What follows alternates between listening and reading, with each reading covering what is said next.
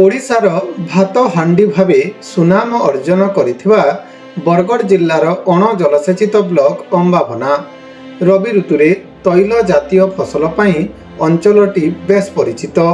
गोटे पटे विस्तीर्ण बारपहाड़ पर्वत, अन्य पटे महानदी एवं हीराकुद रिजर्भर थिले मध्य पानी टिकिए पाई बारंबार मरुड़ीर शिकार होइथाए। रवि ऋतुरे पार्वतीगिरी मेगा उठा जलसेचन द्वारा एठारे प्रचुर परिमाण रे तैल जातीय चाष होइथाए। चलित वर्ष जिल्ला रे सोरिष 3254 हेक्टर जमी रे चाष होइथिबा बेले अमाभना ब्लॉक रे केवल 1710 हेक्टर जमी रे सोरिष चाष होइथिबा कृषि विभाग रिपोर्ट देइछि। एही वर्ष अनुकूल जलवायु कारणरू फसल बहुत बढ़िया होइथिबा जणा पड़ुछि। एक एकर पाई जमी प्रस्तुति ट्रैक्टर भड़ा 2000 टंका, बिहन 4 केजी पाई 400 टंका, सार औषध पाई 3500 टंका, अमल पाई 2000 टंका एवं जलसेचन पाई लेबर पाई 2000 टंका खर्च। एहीपरि सर्वमोट 10,000 टंका खर्च हेउथबा बेले एकर प्रति 4 क्विंटाल अमल होइथाए। वर्तमान क्विंटाल प्रति 5,000 टंका हिसाब रे सोरिष बिक्री हेउछि। एहीपरि एकर प्रति 10,000 टंका लाभ मध्य मिलिथाए।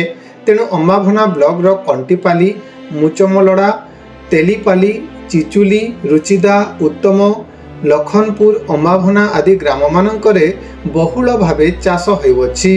कम पानी, कम लेबर एवं कम खर्च पाई चाषी माने सोरिष चाष पाई आग्रह प्रकाश करुथुबा बेले सरकारी सुविधा विशेष न थिबारु बेले बेले बहुत क्षति सहिबाकू पड़िथाए।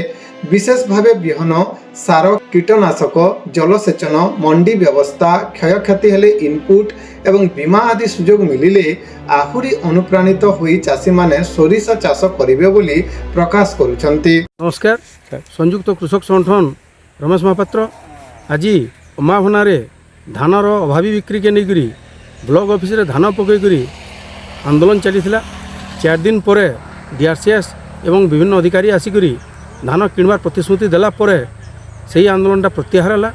वर्तमान रेशमर किछि भाई एवं आमर संयुक्त कृषक संगठन साथी मान संगे आम घर के फेरुचु। देखुवे आप अंबाभना अंचल आम अच्छू।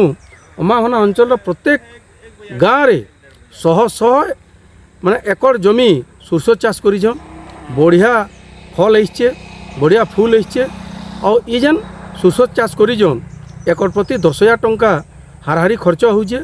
जदि भल भाव उत्पादन हेबा ताहले सेटा 20,000 टंका बिक्री हो पारुछे। मोटामोटी जदि कहमा 10,000 टंका माने खर्च कले 10,000 टंका लाभ पाई पारुछन। और सोरिष चाषी माने चाष करिक बहुत आनंद भी अनुभव करुछन। किंतु जेते बेले प्राकृतिक विपर्यय आसी सेते बेले संपूर्ण भाव नष्ट हो आसी सरकार रो इनपुट सब्सिडी व्यवस्था नेन, इंश्योरेंस व्यवस्था नेन, मंडी व्यवस्था नेन। से लगी घा घा चाषी मैंने ये सोरिष चाष करवार लगी मन भी नहीं करन। तो जदि सरकार एंता दिग मान को गुरुत्व देते अण धान चाष कर जेन कहूचन निश्चित भाव में चाषी मैंने अण धान चाष करते।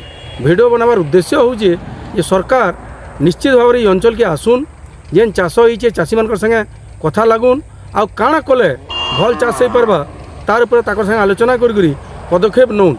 यहाँ हूँ मूल उद्देश्य। समकु जुहार।